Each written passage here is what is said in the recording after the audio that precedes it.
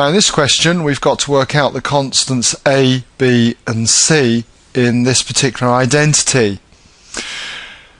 And in questions like this, partial fractions type questions, always multiply by this denominator here to both sides.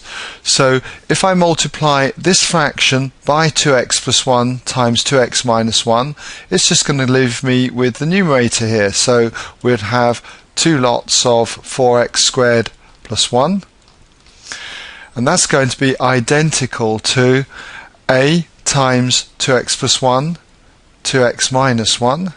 So I'll put that in there, 2x minus 1. Move on to multiplying this term by 2x plus 1, 2x minus 1, and that's going to leave me with b times 2x minus 1. That's because the 2x plus 1 would cancel out with that 2x plus 1. And then multiply the final term by the denominator here again, and what we're left with is c times just the 2x plus 1. Okay? Now what we want to do is to make one or more of these brackets 0. It makes the solution of this very quick and easy. So if I was to choose, say, x equals minus a half, for instance, it would take out this particular term because this bracket would be 0. So I'm going to let x equal minus a half. So therefore, if I put minus a half in for x here, I've got minus a half squared, which is a quarter. 4 times a quarter is 1. Plus another 1 is 2, and 2 times 2 is 4. So I'll get 4 on the left hand side. It's now an equation, so I make sure I write an equals.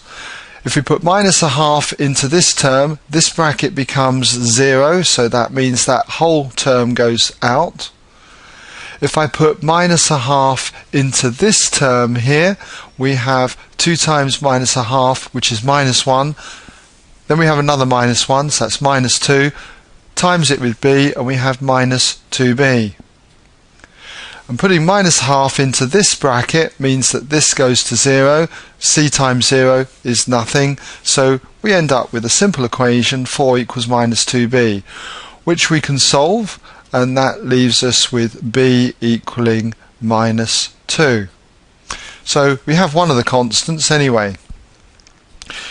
Let's pick another value for x, a suitable value for x.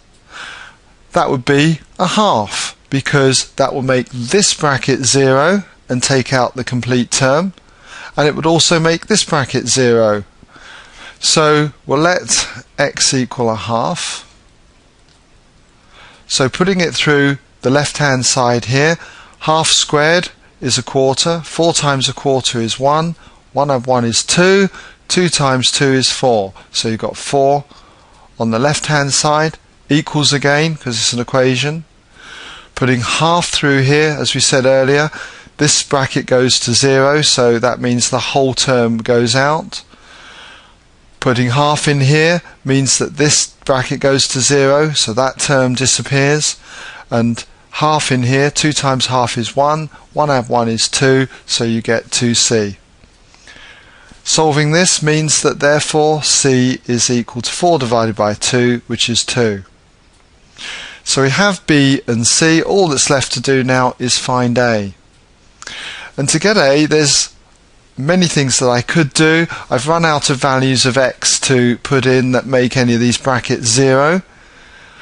I could choose, for instance, to equate coefficients of x squared, or I could put any other value of x in, like x is 0, and solve it from there. But looking at this, it looks like the quickest, easiest way would be to compare coefficients of x squared. So I'm going to compare the coefficients, okay, I'll just write that in, okay, of x squared. By that we're looking at the numbers that would be in front of any x squared term. Now on the left hand side, if you were to expand this out, you would get 8x squared plus 2. So it's the 8 that is the coefficient of x squared. So I'll put 8 here, and it's equal to. And looking at this term here, if I was to expand this, I would get a 4x squared, and then I would get some x terms and constants, but I'm only interested in the x squared term, so that would be 4x squared, multiply it by the a, and I've got 4ax squared. So that must be equivalent then to 4a. 8x squared would equal the 4ax squared. There won't be any x squared terms here, nor would there be in the last term. So therefore, solving this just leaves me with a equals 2. So I found then, for part A of this question, the constants a, b and c.